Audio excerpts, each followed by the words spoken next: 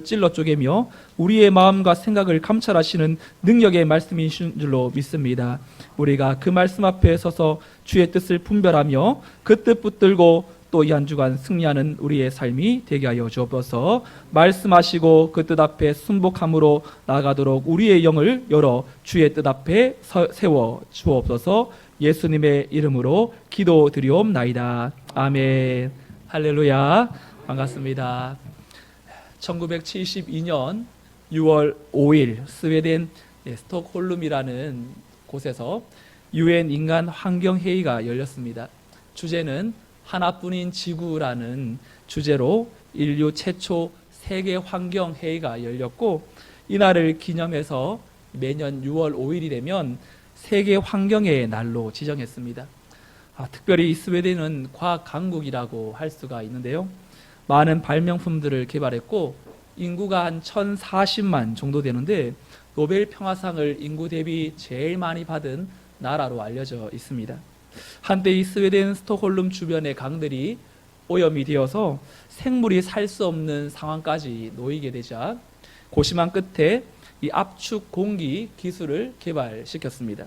이 기술은 이 산소가 거의 없는 이 호수 깊은 물에 압축기로 빨아들여서 압축기 속의 공기와 섞어서 새로운 공기를 내보내는 그런 방식이었습니다. 이런 식으로 이제 물에 산소를 공급하다 보니까 수년간 오염되어 있던 이 호수 바닥이 정화되면서 많은 이 수중 생물들이 또 물고기들이 살 수 있게 되었습니다. 여러분, 이런 압축 공기 기술이 우리 주변에도 굉장히 많이 있는데, 이 치과에서 충치 치료를 하기 위해서 압축 공기를 사용하는 이 전기 드릴로 사용하여 치아에 구멍을 내기도 하고, 그리고 자전거 타이어에도 이 압축 공기를 통해서 타이어에 이 부풀어 오르도록 만들고, 또 버스나 지하철의 문이 개폐될 때에도 이런 기술이 사용되고, 그리고 음식을 먹을 때에도 또 진공 포장으로, 또 이 공원에 갔다가 오면서 먼지를 털어낼 때에도 이런 기술이 도입된 기구를 사용합니다. 여러분, 공기를 압축시켜 사용하면 어마어마한 힘이 발생되어지는 것처럼 오늘 여러분 이 예배의 시간은 바로 세상에 오염된 삶에 알게 모르게 노출되어 있었던 더러워진 우리의 심령에 영적인 말씀을 압축시켜 심령에 분사시키는 시간입니다. 오늘 팔복의 6번째 시간, 마음이 청결한 자가 누리는 복의 말씀을 통해서 우리의 심령이 다시금 정화되고 또 불순물이 첨가되지 않는 정결한 심령으로 거듭나는 은혜가 있기를 주님의 이름으로 축원드립니다. 아들, 딸, 시집 다 장가 보낸 60대 어느 여자분이 동창회의에서 이런 말을 합니다. 우리 집에 며느리가 잘못 들어온 것 같아. 어떻게 된 애가 오전에는 운동하고 수영장에 가지, 오후에는 미장원에 가지, 동창을 만나지, 수다를 떨지, 그리고 쇼핑하지, 집구석에 붙어있는 꼴을 내가 보지 못한다니까. 살림을 하는 것인지 또 많은 것인지 모르겠어. 그러면서 서로 이렇게 이야기를 합니다. 한참 이야기했던 이 여자분이 다시 말합니다. 얘들아, 우리 딸은 정말 시집 잘 간 것 같아. 신랑 잘 만나서 오전에는 수영장에 가지, 에어로빅에 가지, 미장원에 가지, 친구들 만나지, 너무 재밌게 잘 살고 있단다. 이런 며느리나 딸이나 같은 생활을 하고 있지만 한 사람의 눈에 다르게 보이는 것은 무슨 이유 때문입니까? 그 사람을 사랑하는 마음이 부족하기 때문에 살림을 팽개치고 돌아다니는 것으로 며느리를 보고, 딸은 지극히 사랑하는 마음으로 보니까 재미있게 사는 것으로 보이는 것이겠죠. 마음은 세상을 바라보는 눈이라고 할 수 있습니다. 어떤 안경을 쓰고 세상을 바라보느냐에 따라서 그 안경의 색깔처럼 세상은 보이기 때문입니다. 사랑의 마음을 가지고 보면 세상이 그렇게 사랑스럽게 보이지만 미움과 증오의 마음으로 이 땅을 바라보게 되면 저주스럽고 추하게 보이는 것입니다. 여러분, 이 땅에 죄가 들어온 이후부터 제일 먼저 마음을 오염시켰습니다. 자신의 편한 방식으로 생각하게 만들고, 그리고 자신이 생각한 그것이 정답이라고 생각하게 만듭니다. 결국 하나님의 말씀에 순종하지 못하게 만든 것이 그 에덴 동산의 첫 번째 죄악의 결과물이 아닙니까? 그리고 죄로 오염된 그 마음은 거기에다가 더 나아가 진실되지 못하는 위선된 마음을 심습니다. 옛말에 10길 물속은 알아도 사람 한 길 마음속은 모른다라는 말처럼 죄로 인해 거짓과 위선으로 자신을 포장하고 그리고 자신의 모습을 다른 사람들에게는 들키지 않도록 지금도 사탄은 우리에게 때마다 마음 가운데에 위선적인 마음을 넣게 합니다. 예레미야 17장 9절 10절을 보면 예레미야 선지자가 인간의 이 속마음을 이렇게 적나라하게 표현합니다. 같이 한번 읽어볼까요? 시작. 만물보다 거짓되고 심히 부패한 것은 마음이라. 누가 능히 이를 알리오마는 나 여호와는 심장을 살피며 폐부를 시험하고 각각 그 행위와 그 행실대로 보응하나니. 아멘.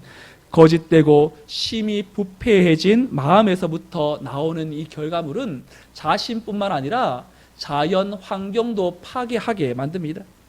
이 땅이 오염되고 해수면이 상승되고 그리고 섬이 하나씩 없어짐으로 해마다 이 자연 난민들의 숫자가 늘어나고 있다고 합니다.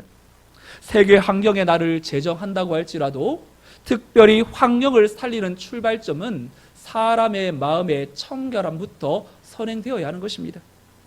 청결이라는 말은 헬라어로 이 카타로스라는 말인데 이 말에서 마음이 정화되고 또 여러 강박관념에서 해소될 때 사용되는 이 심리학 용어인 카타르시스라는 말이 나왔습니다. 이 카타로스라는 이 청결함이 가지고 있는 뜻 몇 가지가 있는데요.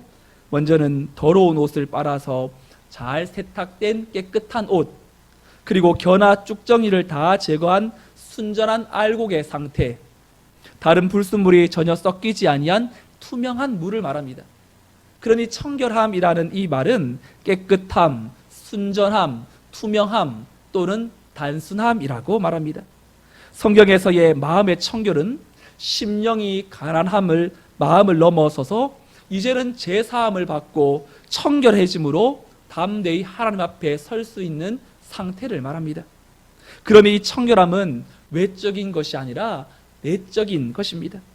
마음이 청결하다라는 것은 그 사람의 마음의 중심, 곧 동기와 생각이 깨끗하다라는 것을 의미하는 것이죠. 마태복음 23장에는 이 종교인들의 형식적인 모습이 나옵니다. 예수님은 당시 종교인들의 이 신랄한 비판을 통하여서 그들의 모습을 지적하고 계셨는데 25절에서 28절 저와 여러분들 한 절씩 교독하겠습니다. 화 있을진저 외식하는 서기관들과 바리새인들이요 잔과 대접의 것은 깨끗이 하되 그 안에는 탐욕과 방탕으로 가득하게 하는도다. 눈먼 바리새인이여 너는 깨끗이 하라. 그리하면 그것도 깨끗하리라. 화 있을진저 외식하는 서기관들과 바리새인들이요 회칠한 무덤 같으니 겉으로는 아름답게 보이나 그 안에는 죽은 사람의 뼈와 모든 더러운 것이 가득하도다.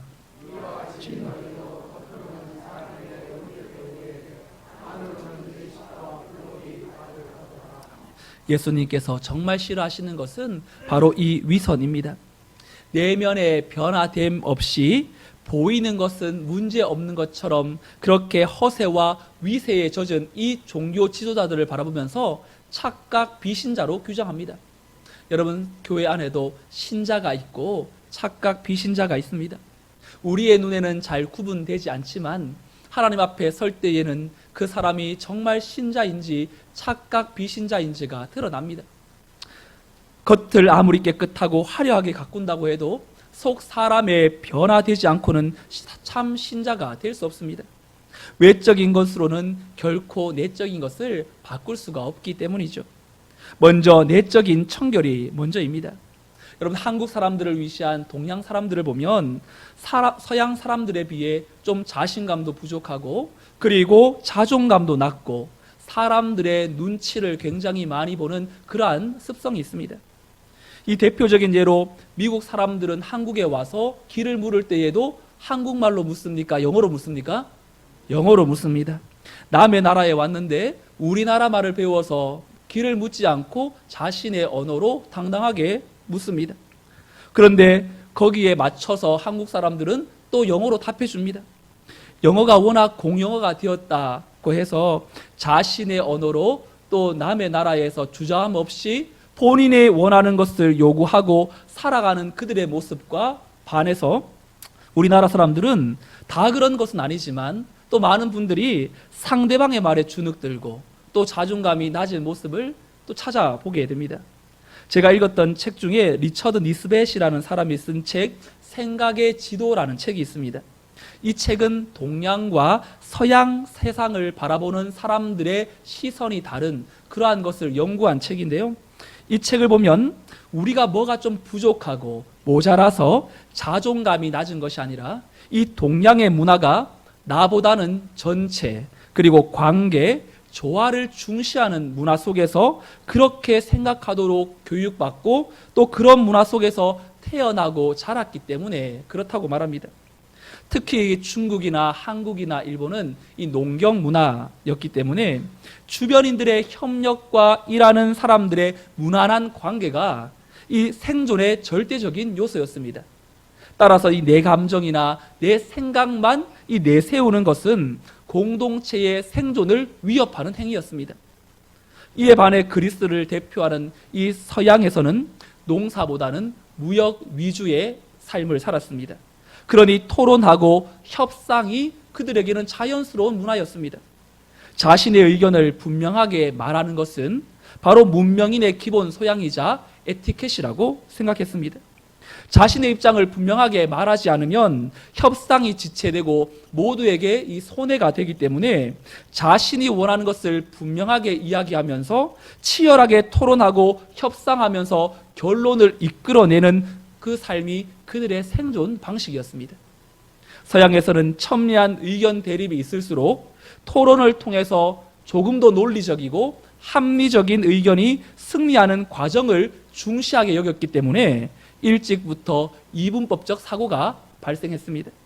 하나가 선이면 다른 하나는 악일 수밖에 없습니다. 중간 논리가 성립되지 않습니다. 둘 다 선은 논리적으로 있을 수가 없기 때문에 이분법적으로 사물을 단순화하고 도식화하는 이러한 사고방식이 이 과학을 발전시키는 힘이 된 것입니다. 하지만 이 동양에서는 절충, 타협, 중용을 주시하기 때문에 이것도 옳고 저것도 옳고 다 이 서로의 생각을 존중합니다. 그리고 사물의 한 가지만 측면만 보고 결론을 내리는 사람을 어리석은 사람이라고 치부합니다. 이 문화가 이렇다 보니 우리의 모습 속에 과도하게 다른 이들을 의식하면서 결국 의식해야 할 하나님은 놓쳐버리고 보이는 것에 영향받고 보이는 사람에게 더 의식함으로 책 잡히지 않으려는 그 위선적인 모습이 우리 안에 자연스럽게 형성된 것은 아닌지 모르겠습니다. 하지만 하나님께서는 우리의 삶이 사람을 의식하고 사람들에게 영광을 구하고 사람의 말 한마디에 웃고 우는 천박한 수준의 삶을 살기를 원하지 않습니다. 하나님께서는 우리가 하나님을 의식하고 하나님을 기쁘시게 하는 것을 삶의 목표로 하고 하나님을 만족하는 것에 감사할 수 있는 보다 수준 높은 삶을 우리에게 요청하십니다. 오늘날 교회에 일어나는 많은 문제, 우리의 마음속에 일어나는 많은 갈등들은 사실 너무나 단순한 이 진리, 하나님을 만족시키고 기쁘시게 하는 것보다 우리의 관심이 사람의 만족을 구하는 것에 있기에 교회에 어려움이 생기고 또 우리의 마음에 평화가 깨어지고 우리의 관계에 어려움이 생기는 것은 아닐까요? 사울왕은 겸손하게 왕의 직무를 시작했지만 일관되게 하나님을 기쁘시게 하는 일을 포기하고 말았습니다. 왕으로서 누리는 것을 즐거워하고 사람의 영광을 구할 때 그는 넘어지기 시작했습니다. 어느 날 사울이 사람의 소리를 듣게 됩니다. 사울이 죽인 자는 천천히요 다윗이 죽인 자는 만만이로다라는 그 여자들의 노랫소리가 사울의 마음에 불을 지릅니다. 여러분, 사람의 박수와 사람의 영광은 마약과도 같아서 한 번 맛을 보면 거기에서 헤어나오기가 굉장히 어렵습니다. 사울을 보십시오. 사람의 박수가 얼마나 거품 같습니까? 어느 날 눈을 뜨고 나가보니 자신을 향하던 박수가 바로 다윗을 쫓는 팬클럽을 바뀌어진 박수로 변화된 걸 보고 그 순간에 사울의 마음이 무너져 내립니다. 사람의 마음을 얻기 위해서 무엇인가 또 쫓아다니고 행하기 시작하면 우리는 자유를 잃어버립니다. 다른 사람과 비교하면서 자꾸만 눈치 보게 되고 비참해집니다. 그리고 마지막에는 사울이 무너진 것처럼 그 작게 열어젖힌 문틈을 통해서 사탄이 우리의 마음을 사로잡게 되는 것입니다. 하지만 반대로 우리가 하나님으로 만족하고 하나님을 의식하게 되면 우리의 마음에는 진정한 하늘의 자유와 기쁨이 찾아오게 됩니다. 이전에는 보지 못했던 것들이 우리의 눈에 보이기 시작합니다. 우리가 하나님을 의식하고 그분을 기쁘시게 하는 삶을 살게 되면 이전에는 만족하지 못했던, 맛보지 못했던 하늘의 기쁨이 참으로 우리의 삶에 열어지는 것을 경험하게 될 것입니다. 바라고 소망하기는 우리 모든 성문교회 성도들의 삶이 눈에 보이는 사람이 아니라 하나님을 의식하고 하나님 앞에 우리의 내면을 청결하게 유지함으로 하나님만을 기쁘시게 하는 복된 성도들이 넘쳐나기를 주님의 이름으로 축원합니다. 그러면 우리는 어떻게 이 마음을 청결하게 유지할 수 있을까요? 먼저는 날마다 우리의 죄를 회개해야 합니다. 여러분, 하루 평균 사람이 눈을 깜빡거리는 횟수가 몇 번 정도 되는지 아세요? 한 1만 5천 번 된다고 합니다. 눈을 깜빡일 때마다 눈에서 눈물샘이 나와서 우리의 안구를 씻어준다고 합니다. 그리고 맑은 시선으로 세상을 보게 만듭니다. 여러분, 마음을 청결하게 하라는 것은 우리의 마음을 날마다 회개로 씻어내라는 것입니다. 우리가 의식하든 의식하지 않든 죄가 우리의 마음의 눈을 어둡게 만들기 때문에 이사야 선지자는 59장 1절 2절에서 우리와 하나님과의 관계가 어그러진 것들은 이런 이유라고 말합니다. 여호와의 손이 짧아 구원하지 못하심도 아니요 귀가 둔하여 듣지 못하심도 아니라 오직 너희 죄악이 너희와 너희 하나님 사이를 갈라놓았고 너희 죄가 그의 얼굴을 가리어서 너희에게서 듣지 않으시게 함이니라. 이 죄는 하나님과 사이를 갈라놓는 주범이기 때문에 날마다 회개함으로 주님 앞에 서야 하는 것입니다. 코로나 바이러스보다 더 무서운 것은 죄의 바이러스가 내 삶에 묻어 있지는 않은지 돌아보며 성령의 비춰주시는 빛 앞에 내 삶을 돌아보며 회개함으로 자백해야 합니다. 어렸을 때 저는 이 80년대 때 학교를 다녔기 때문에 오전반, 오후반이 있었습니다. 여러분도 그 시절 있으셨죠? 베이비 붐 시대였는데 하루는 오후반이었는데 오전에 집에서 어머니는 신방 가시고 혼자 숙제를 하고 있는데 아직도 생생하게 기억나는 것, 하나님께서 갑자기 어린 제 마음속에 누구와 싸워서 마음이 불편한 하나님이 회개하라는 마음을 저에게 부어주셔서 초등학교 2학년 때에 그 자리에 엎드려서 숙제를 하다 말고 회개 기도를 한 적이 있습니다. 근데 여러분, 회개를 기도를 하고 난 이후에 변화는 마음의 자유함, 그 죄로 인하여서 더 이상 억눌리지 않는 진정한 평안을 맛보게 되었습니다. 어린 나이에 이 마음을 깨닫고 나니까 성령께서 우리를 위하여 친히 슬퍼하며 탄식하면서 우리의 숨은 죄까지도 드러나게 하시고 회개시키게 만드세요. 그래서 성령의 민감이 깨어 있으면 오늘 하루를 죄 앞에서 말씀의 삶에 내 죄를 돌아보면 그 죄가 내 삶을 어떻게 지배했는지 엑스레이의 말씀의 성령의 그 음성 앞에 분별하게 하고 회개하게 만드십니다. 그때 우리는 그 자리에서 주저하지 않고 무릎을 꿇고 주님 앞에 나아가는 자세가 회복되어야 합니다. 두 번째, 마음을 청결하게 하기 위해 두 마음을 품지 말아야 합니다. 마음이 청결하다는 것은 회개를 통하여 마음을 씻는 태도와 함께 더 적극적인 태도로 하나님의 시선과 초점을 유지하도록 하나에게만 집중하라는 겁니다. 주님은 마태복음 6장 22절, 23절에서 이렇게 말합니다. 우리 두 절을 함께 읽어보겠습니다. 시작. 눈은 몸의 등불이니 그러므로 내 눈이 성하면 온몸이 밝을 것이요 눈이 나쁘면 온몸이 어두울 것이니 그러므로 내게 있는 빛이 어두우면 그 어둠이 얼마나 더하겠느냐. 아멘. 여러분, 태양이 떠 있고 찬란하게 빛이 이 세상에 충만하다 할지라도 망막의 이상이 있으면 어두움에 휩싸일 수밖에 없습니다. 하물며 마음의 눈이 어두워지면 그 어둠이 얼마나 깊겠습니까? 이 땅의 사람은 두 종류의 눈을 가지고 살아갑니다. 하나는 성한 눈과 바로 또 나쁜 눈입니다. 주님께서 말씀하시는 성한 눈은 싱글 포커스입니다. 하나의 초점이 맞추어진 눈. 그리고 나쁜 눈은 더블 포커스입니다. 다양한 다른 것에 마음이 빼앗겨 진정 집중해야 될 것에 집중하지 못하게 만드는 것입니다. 주님이 말씀하시는 마음의 눈이 밝다라는 것은 우리의 시선과 관심이 하나에 집중되어 있는 것을 말합니다.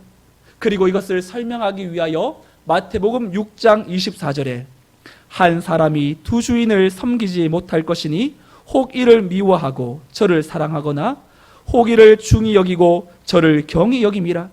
너희가 하나님과 재물을 겸하여 섬기지 못하느니라. 마음이 청결하지 못하다는 것은 하나님과 재물을 겸하여 섬김으로 초점이 분산되어 있는 것을 말합니다. 하나님은 이런 마음을 너무나 싫어하십니다. 여러분, 우리의 기도가 왜 잘 응답이 되지 않을까요? 왜 공허한 하늘에 그저 올라가는 그런 꽹가리와 같이 바뀌어질까요? 그 이유를 야고보는 정확하게 야고보서 1장 6절에서 8절에 이렇게 적나라하게 표현합니다. 같이 세 절을 읽어보겠습니다. 시작. 오직 믿음으로 구하고 조금도 의심하지 말라. 의심하는 자는 마치 바람에 밀려 요동하는 바다 물결 같으니 이런 사람은 무엇이든지 주께 얻기를 생각하지 말라. 두 마음을 품어 모든 일에 정함이 없는 자로다. 아멘. 우리가 기도할 때는 하나님을 바라봅니다. 그런데 현실에 가서는 마음이 혼동됩니다. 하나님을 바라보는 시선이 상황과 환경에 맞춰지면서 두 가지 마음을 품게 만듭니다. 하지만 기도했다면 모든 것을 이루어 주실 하나님을 믿고 끝까지 신뢰하며 걸어갈 때에 응답하시고 우리의 인생에 참으로 하나님의 복을 허락하시는 것입니다. 한 마음을 품는 일편단심의 성도들이 되시기를 소망합니다. 그렇다면 여러분, 마음이 이 청결한 자가 누리는 복은 무엇일까요? 하나님을 볼 것이라고 말합니다. 혹시 가운데 하나님을 본 사람이 있습니까? 하나님을 보여줘, 그러면 내가 믿을게 라고 전도 대상자가 우리에게 말할 때 우리는 하나님을 보여줄 방법이 없습니다. 하나님을 본다라는 것은 여러분 무슨 말일까요? 하나님의 임재를 경험한다라는 것입니다. 여러분, 하나님의 임재를 잘 경험하고 계십니까? 하나님은 온 우주 만물에 어디에도 안 계신 곳이 없다라는 말을 신학적인 용어로 하나님의 편재성이라고 말합니다. 어디에도 안 계신 하나님이 그러나 모든 곳에 임재하지는 않습니다. 죄악을 짓는 그 자리에는 하나님께서 임재하지 않습니다. 마음이 청결한 자가 왜 복이 될까요? 마음이 청결한 자는 그 전에는 어디에도 보이지 않았던 하나님의 마음을 깨닫게 되니 하나님의 임재를 어디에서나 경험하기 때문에 복된 인생이 되는 것입니다. 하나님의 임재를 경험하면 하나님의 눈으로 세상을 바라보게 됩니다. 창세기 33장에 보면 야곱이 에서를 만나면서 이런 고백을 합니다. 내가 형님의 얼굴을 배운즉 하나님의 얼굴을 본 것 같사오며. 여러분, 누가 변한 것입니까? 에서가 하나님의 얼굴로 변했습니까? 야곱의 마음이 변한 것입니까? 야곱이 확실하게 변한 것이죠.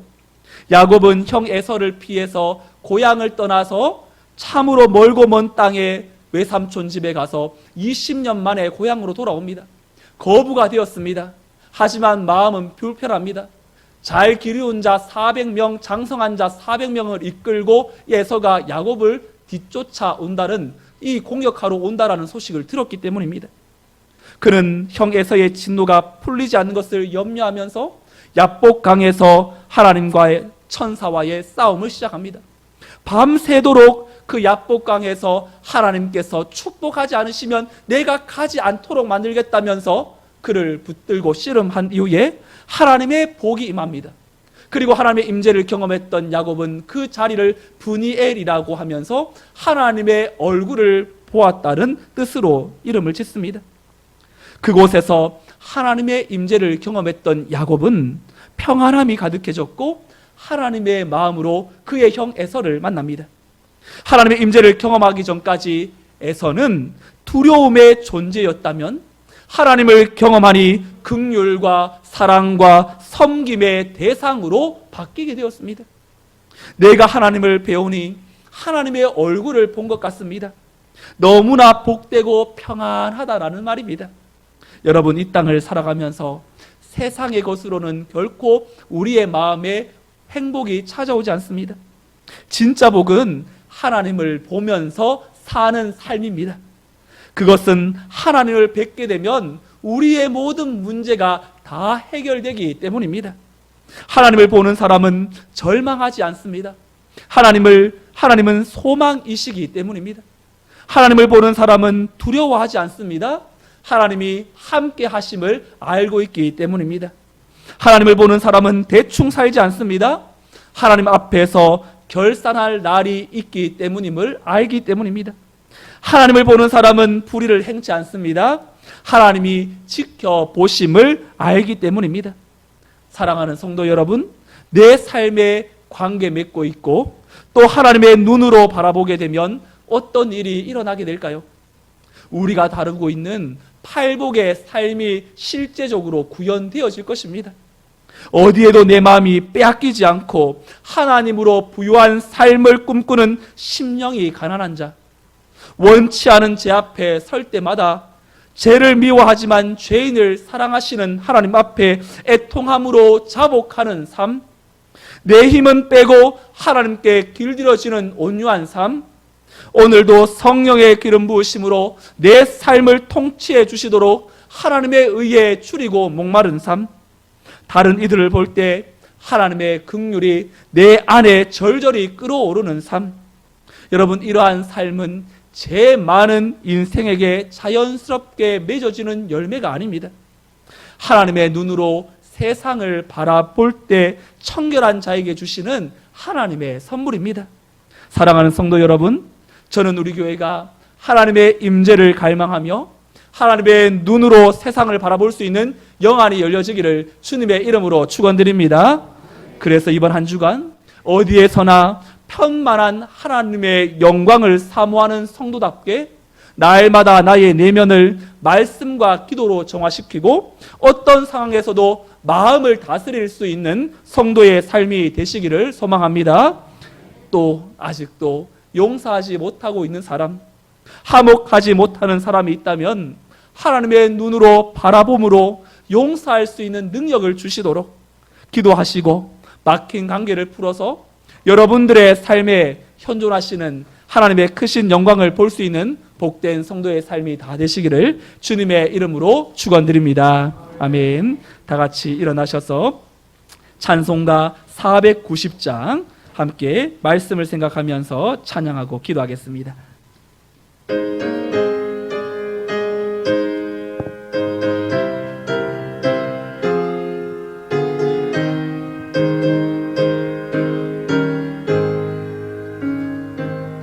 주여 지난 밤 내 꿈을 베었으니 그 꿈 이루어 주옵소서.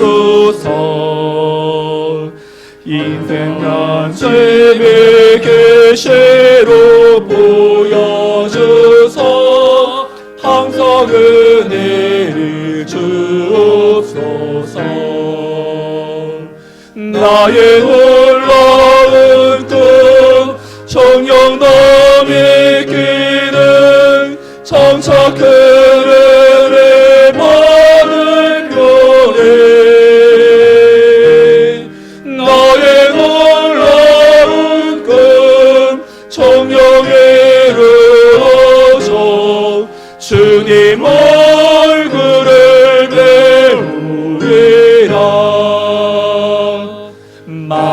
외롭고 아파서 낙심될 때 내게 소망을 주셨으며 내가 영광의 주님을 바라보니 낮게 환하게 보이도다.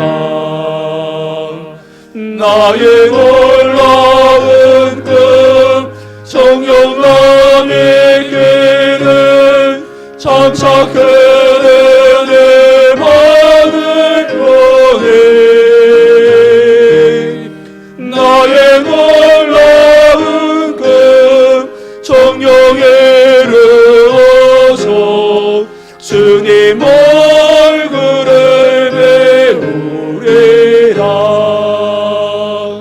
세상 풍조는 나날이 변하여도 나는 내 믿음 지키리니. 인생 살다가 죽음의 꿈 같으나 오직 내 꿈은 참되리라.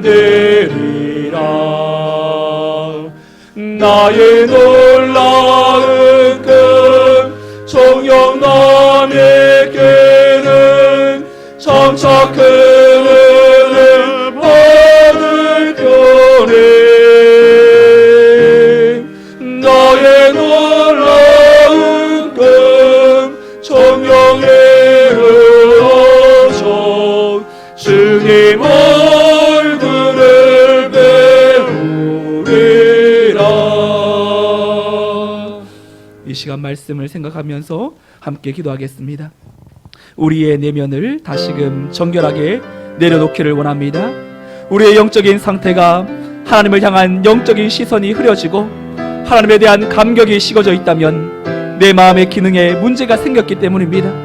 오늘 팔복의 내용으로 마음이 청결하지 못하기 때문입니다. 생명의 근원이 마음에서부터 나옴을 기억하고 마음을 지키는 싸움에서 승리할 수 있도록 청결한 자에게 임하는 하나님의 임재, 하나님의 눈으로 세상을 바라볼 수 있도록 우리의 마음을 주여 청결하게 하여 주옵소서.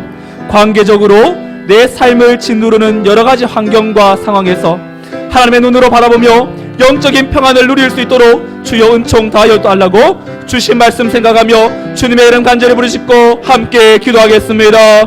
주여 하나님 아버지, 우리를 살려주시옵소서.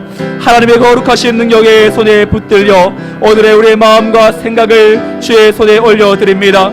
청결하지 못한 우리의 마음을 주님의 손에 올려드립니다.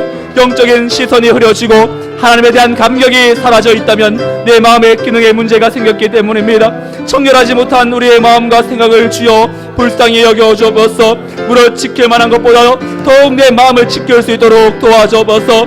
마음을 지키는 싸움에서 승리하게 하여 주시기를 원합니다. 청결한 자에게 임하는 하나님의 임재, 하나님의 눈으로 세상을 바라볼 수 있도록 우리의 마음을 주여 회복시켜 주옵소서. 관계적으로 내 삶을 짓누르는 여러 가지 환경과 상황에서 아버지의 눈으로 세상을 바라보게 하시고 영적인 평안을 맛볼 수 있도록 하나님 인도해 주시기를 원합니다. 그리하여서 우리의 삶이 하나님 아버지 앞에 다시 한번 영안을 열어 주의 뜻을 분별하고 믿음의 주님을 바라보게 하여 주옵시며 영원한 저 천국을 소망하며 이 한 주간의 삶도 승리하게 하시고 믿음의 주님을 바라보게 하여 주옵소서. 품지 못했던 자들을 아버지의 마음으로 품고 용납하고 사랑함으로 말미암아 예수 그리스도의 그 사랑 안에 온전히 내어 맡기며 믿음의 주님 앞에 나갈 수 있도록 주여 우리를 살려 주시옵소서.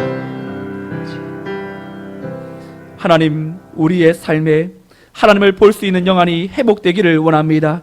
이 땅에 가득한 음란과 불의와 거짓됨 속에 우리의 심령이 불법한 행실을 보고 들음으로 상하게 됨을 고백합니다. 하나님, 우리에게는 선한 것이 없지만 우리를 그리스도의 보혈로 씻겨주사 하나님의 마음으로 세상을 볼 수 있는 영적인 청결함이 회복되게 하여 주옵소서. 문제를 탓하며 환경이 남들과 달라서 마음을 지키지 못한다는 핑계는 내려놓고 세상 속에 무시로 다가오는 공고한 삶의 자리에서도 신실하게 이끄시는 하나님의 사랑에 기초하여 영적인 평안을 맛보게 하여 주옵소서. 이번 한 주간 어디에나 편만하게 계시는 하나님을 느끼며 맛보며 그 은혜 속에 붙들려 만나는 이들에게 그리스도의 마음으로 예수의 사랑을 전하고 나타내는 복음의 증인으로 승리하게 하여 주시옵소서. 이제는 죄와 허물로 죽은 우리를 정결케 하시기 위하여 십자가에 달려 죽으신 예수 그리스도의 은혜와 그 아들을 보내어 정결한 삶을 살아가도록 은총 베푸시는 하나님 아버지의 크신 사랑과 이 한 주간 삶의 자리에서 하나님의 눈으로 세상을 보도록 이끄시는 성령님의 위로 교통 충만 역사하심이 팔복의 삶을 구현하여 세상 속의 영적인 청결함으로 하나님과 동행하기를 원하는 우리 모든 성문교회 성도들의 삶과 가정과 자녀와 직장 위에 이 나라와 민족과 세계 열방 위에 이제로부터 영원토록 함께 있을지어다. 아멘.